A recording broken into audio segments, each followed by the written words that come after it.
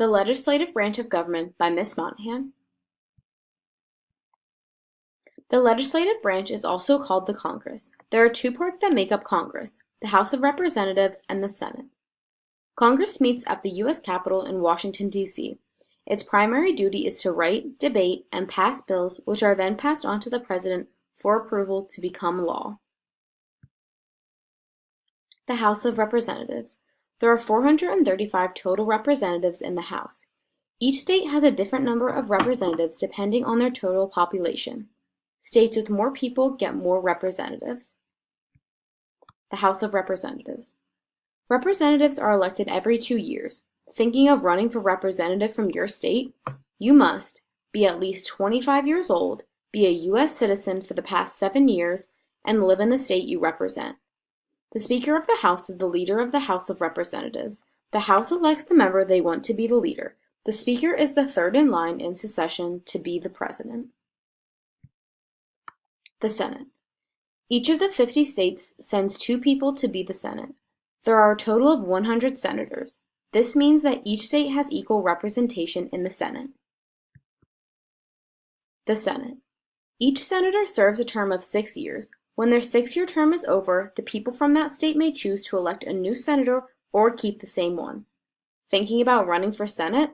You must be at least 30 years old, be a U.S. citizen for the past 9 years, and live in the state you represent.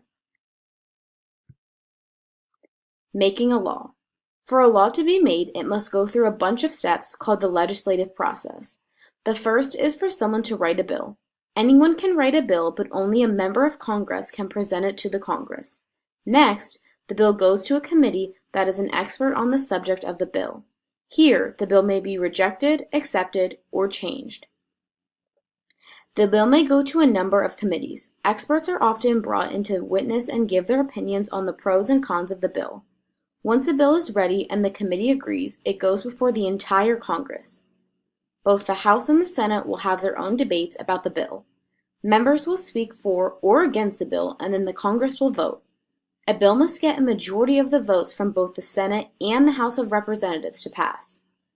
The next step is for the President to sign the bill.